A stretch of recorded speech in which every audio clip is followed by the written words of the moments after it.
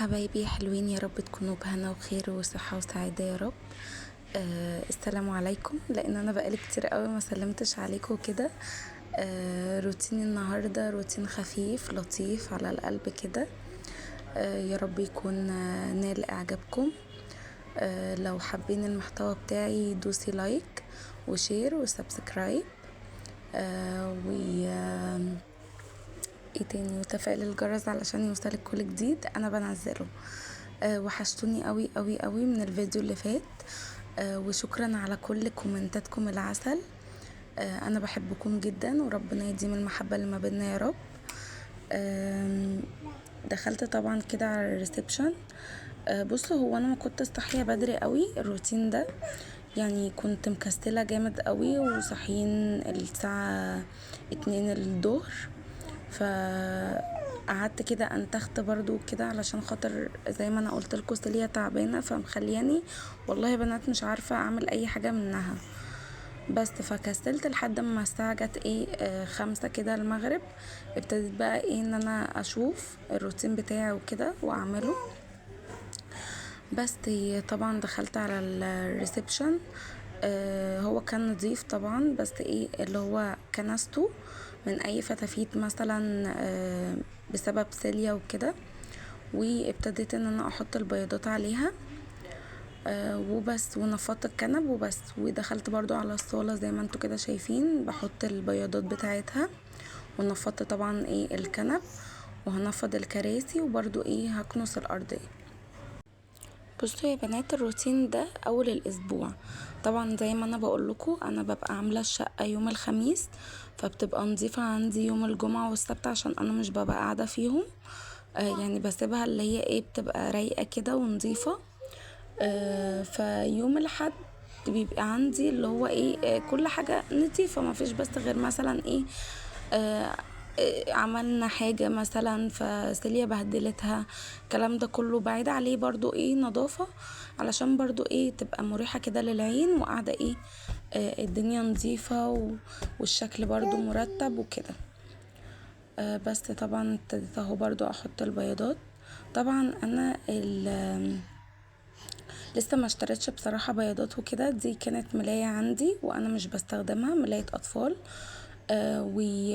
فقطعتها وكده، وحبيتها ان انا اعمل لها بياضات علشان خاطر بس يعني ان شاء الله باذن الله اشتري بياضات. فعشان الانتريه عندي ما يتوسخش او يتبهدل، لان ما شاء الله سيليا دلوقتي بقت يعني بتبقى ماسكه حاجه في ايديها وكده. هي لسه مش بتزحف، بس انا ممكن اقعدها مثلا على الكنبه تفتفت حاجه في ايديها.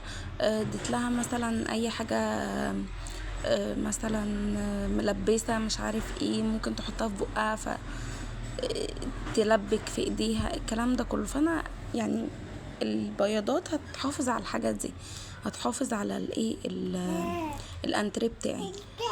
بس ابتديت طبعا زي ما انا بقول لكم اهو كنست الارض، واحط الترابيزه تاني مكانها. والله يا بنات، وبرده يعني الملايه بتاعتي دي حاسه ان هي لا مديه شكل حلو في الصاله وفي الريسبشن، يعني شكلها برضو لايق معاها. بس كان عندي طبعا شوية غسيل كده، كنت وانا بروق حطيت الغسالة تغسل شوية غسيل، فقلت انشرها معاكم كده. طبعا ابتديت اجيب حتة المع الاول الترابزين بتاعي، ولمعت برضو الحبلة. مش لمعت، اللي هو مفروض يا بنات ان انتوا تعملوا الحركة دي قبل ما تنشري، علشان بحيث ان اكيد في تراب فيها. يعني حتى لو انتي لسه ناشرة والله ولمتيه وبعد ساعة هتنشري تاني، اعملي الحركة دي بتفرق. لان انا مجربة ان انا كنت الاول وانا عروسة ما كنتش فاهمة قوي، فكنت يعني ممكن المع وبعد مثلا ساعتين ولا 3 ممكن انشر تاني غسيل، فلاقي الحبالة بتاعتي فيها تراب، فاقول ما انا كنت لسه ناشره. فلا، اعمليها معلش وتعبي شويه علشان خاطر غسيلك بس يكون نضيف وكده. بس لو لسه متابعيني لحد دلوقتي ما تنسنيش باللايك الجميل وكومنت. حلو زي كده، لان انا بصراحة بفرح بكومنتاتكم قوي قوي قوي بجد والله. يعني بص انا بعتبركم مش فانز والله او متابعين، لا انتوا اخوات و وصحاب. رغم ان انا والله العظيم يعني خدت على قفايا مرتين بسبب الصحاب ده، بس لا ان شاء الله باذن الله انتوا مش هتغسلوني ابدا ابدا في حكايه الصحاب دي. آم، وربنا يديم المحبه اللي ما بينا. وعايزه كده دردش معاكم دردشه الصحاب بجد. يعني انا من النوع الاجتماعيه قوي وبحب اتصاحب جامد، بس زي ما انا قلت لكم والله باخد على قفايا. بس بتعب نفسيا شويه، لان انا كنت مديه ثقه لحد وخذلني فيه.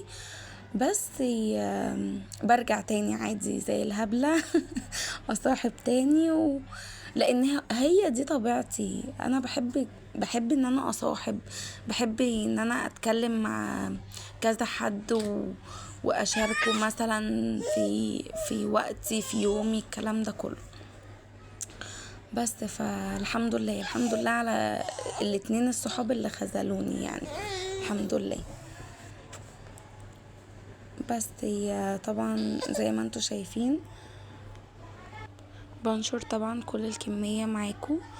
انا كان عندي الغسيل اسود وغامق يعني غوامق. ومين طبعا بيعمل الحركة بتاعتي دي؟ لاني انا بشوف ناس بتنشر البناطيل من القمر، لا انا بحب ان انا شقلبها كده وانشرها من الرجول. فقولوا لي مين زي بيعمل كده؟ عايزاكم يا بنات كده تكتبوا لي كومنتات، تشاركوني كده، يعني احس ان انا في حد بيسمعني. يعني لما اقول لكم مثلا انا بعمل كذا كذا وايه رايكم، تقولوا رايكم يا بنات. يعني بجد عايزين نبقى اصحاب كده. يعني الحكايه مش والله بجد زي ما انا بقول لكم انتوا فانز بتتفرجوا عليا وبس، لا انا عايزاكم تبقوا صحابي، اللي هو تبقوا عادي بتتكلموا كده في الكومنتات اعملي كذا، ليا اسماء مثلا كذا، عشان انا اسمي اسماء يا بنات. تمام؟ ما اعرفش انا قلت لكم ان انا اسمي اسماء قبل كده ولا لا. بس وطبعا اديت دش كده حلو لسيليا، رطبت عليها وبوريكم طبعا هو ده العلاج بتاع سيليا. فادعوا لها يا بنات ان ربنا يشفيها يا رب. علشان انا حاسه ان التعب اللي هي فيه ده بقاله كتير قوي معاها. يعني في ناس بتتعب انا عارفه ان ممكن يقعد اسبوعين، بس حاسه ان هي بقالها كتير تعبانه. وانا زي ما انا بقول لكم انا بصراحه ببقى اللي هو قلبي وجعني قوي عليها. حتى هي مخلياني من تعبها ان انا مخنوقه ومتضايقه وعلى طول شايفاها ان هي تعبانه كده. ف متضايقه لها بجد، حاسه ان انا برضو حتى مش قادره اعمل اي حاجه بسبب الكسل اللي شايفاه فيها. ان هي طبعا مش قادره تلعب، مش عارفه يعني مش زي طبيعتها والله يا بنات، على طول ماسكه فيا وقافشه فيا بسبب تعبها. فانا برضو بكسل زيها او بكسل منها، فاهمين؟ بس طبعا دخلت كده على دولاب بتاع سيليا، الرف طبعا بتاعها. انا طبعا الدولاب ده زي كل المصريين املي دولاب الاطفال الحاجات بتاعت الاطفال، ولما يجي الطفل ما يلاقيش اي مكان الا بقى لو كبر ان شاء الله باذن الله. وانتي بقى لغيتي برضو كل الحاجات دي وحطيتيها تحت السرير وخليتي لي طبعا دولاب الاطفال يبقى دولابه بجد. بس طبعا كان زي ما انتوا شايفين كده كان شكله بشع، وكان يعني كل حتة في مكان او كل هدوم في مكان. ابتديت ان انا اطبقه لها واروقه لها كده، بحيث ان انا لما اكون عايزه حاجه الاقيه بسرعه. بس طبعا خلصته وهي برضو يعني حاجتها كده صغنونة وكتكوتة، فبتخلص التطبيق بسرعة يعني معايا. بس كان في عندي كده شوية مواعين، شوية بجد يا بنات، مش عركة زي المرة اللي فاتت، لا بجد دول شوية مواعين كده، كام حلة على كوباية على كده يعني. فابتديت ان انا اعملها كده واخلصها، علشان بس كان عندي لحمة طبعا زي ما انتوا شفتوا كده، كنت بسيبها تفك علشان خاطر هعمل اكل النهاردة. قلت اعمل كباب حلة وشوية رز كده ابيض جنبيهم. انا بحب بصراحة كباب الحلة قوي قوي، بحط كمان فيه فحمية كده لما بتخلص اللحمة. بتبقى يا بنات طعم وريحة والله العظيم، بجد بجد تحفة. يعني انت لو بتعملي كباب الحلة عادي كده وما بتحطيش فيه فحمة، لا على ضمانتي سخني فحمية كده وتشيها كده في حبة زيت. بس اهم حاجة بس تكوني ايه يعني ورق فويل كده، تحطي فيه شوية زيت وتحطي فيه الفحماية وتكتمي الحلة. وبعد ممكن 5 ثواني بس، استني عليهم 5 ثواني بس عشان ايه البخار ده كله بتاع الفحمة يلزق في قلب الحلة ويلزق في الاكل كده، يبقى مدي طعم وريحة بجد بجد تحفة زي ما انتوا شايفين اهو. كانت بجد بجد يعني تسلم ايدي تسلم ايدي تسلم ايدي. والله يا بنات ده مش كبرياء، ده غرور بس. لا لا والله لا، بهزر معاكم. بس بعد كده بقى ايه، حبيت ان احنا نحلي وعملت بسبوسة. ان شاء الله باذن الله بعد الفيديو ده هنزل لكم الوصفة.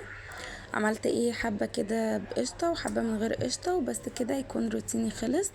ودمتم في رعاية الله، والسلام عليكم ورحمة الله وبركاته.